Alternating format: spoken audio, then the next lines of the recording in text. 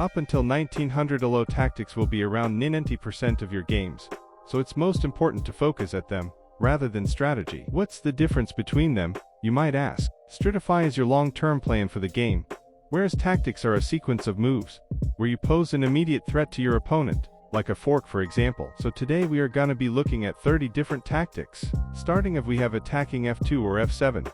Notice how at the start of the game the f-pawn is only protected by the king, so it's very important to castle quickly.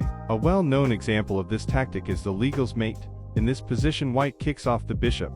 The bishop backs off to h5, a harmless-looking move. But white plays a brilliant pause to find it. Knight takes e5, black gets greedy, and captures the queen, and it's now a mate in 2. Up next is the clearance sacrifice. You sacrifice a piece to clear up a specific square. In this position for example, white checks with the rook and black is forced to capture with their rook. If they took with the bishop it would be mate immediately. So now white sacrifices their queen, which leads to a smothered mate. I know that a certain YouTuber would use this puzzle to scream at his innocent viewers. Moving on, we have the decoy or deflection. Many times it involves some kind of sacrifice, with the goal of distracting the opponent's piece from doing its job. For example, in this position a trade of rooks happens, and now, if black was to promote, white would take back, resulting in an equal position. So instead sacrifices the queen and then gaining it back by promoting to a knight, ending with being up a piece. Up is the desperado, is sometimes considered a sacrifice, capturing an enemy piece. When one or more of your oases are hanging, it's like a rare opportunity to be reckless. This position is a good example. It starts out with a normal Sicilian, then black attacks the bishop. White now makes the mistake to captures black's knight, and by the end of this sequence white is bound to lose material, so decides to take black's pawn. It's better than nothing. The discovered attack or discovered check is an attack when one piece moves out of the way, opening a line for another attacking piece to threaten something, either checkmate or material. In this position white sacrifices the queen and then discovers an attack on the king. Matter of fact, this is a double check, since the king is attacked by 2 pieces. If you wonder, the reason white sacrificed the queen is to prevent the rook from going to g8.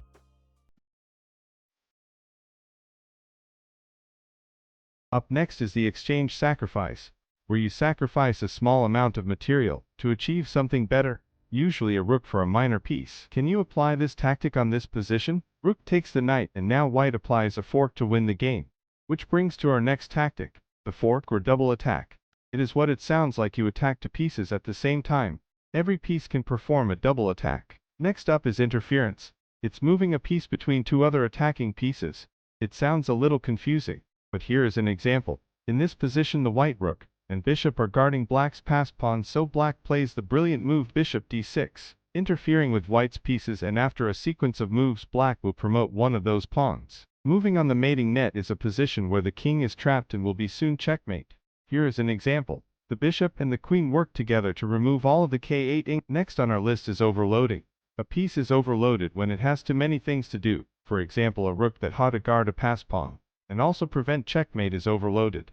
You can take advantage of that by making this piece leave its post, giving you an advantage. It's for a puzzle where we can apply the overloading tactic. Pause the video to find the correct sequence of moves as black.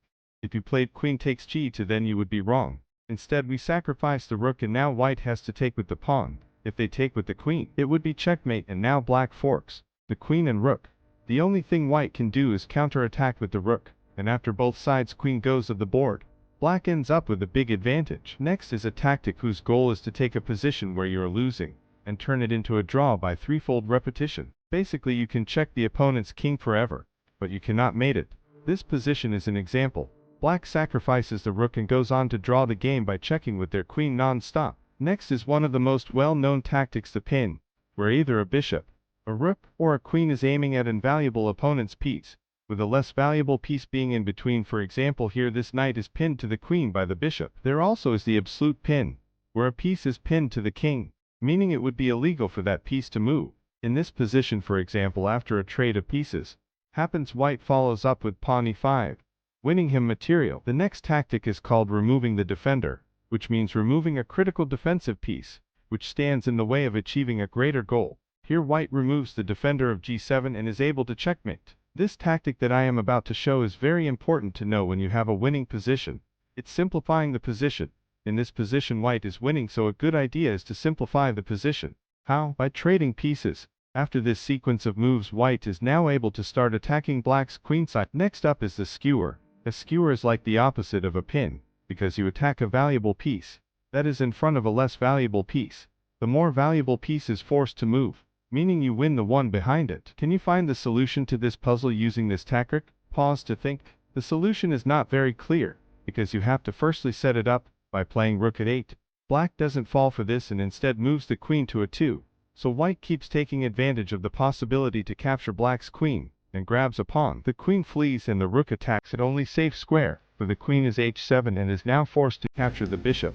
White finally managed to. Next up is a rare endgame tactic, under promotion, which means promoting a pawn to not a queen, but to either a rook, a bishop or a knight, depending on the situation. In this puzzle, for example, if white was to promote to a queen or a rook, it would be stalemate. If they promoted to a knight, you simply can't win, so they promote to a bishop. The only thing black can do is move the bishop.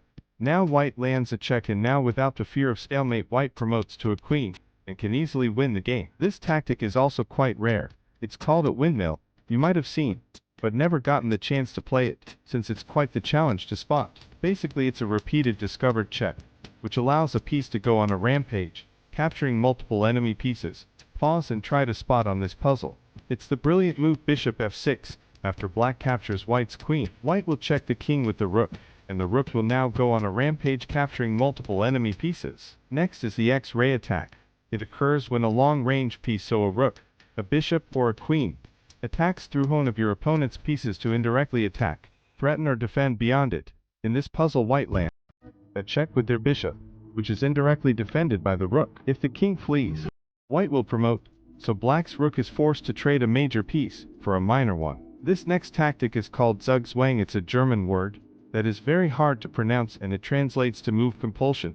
It's a situation where every possible move a player has will lead him to lose the game or to significantly worsen the position. Here, for example, black cannot move the bishop, and the only possible move will cause the loss of the bishop in the game. And finally, the last tactic of this video, don't even bother pronouncing that. I will just put it on the screen, but it translates into in between move. It's an often unexpected move inserted in between an otherwise forcing sequence of moves. It generally changes the result of a sequence. It sounds pretty confusing. This puzzle explains it.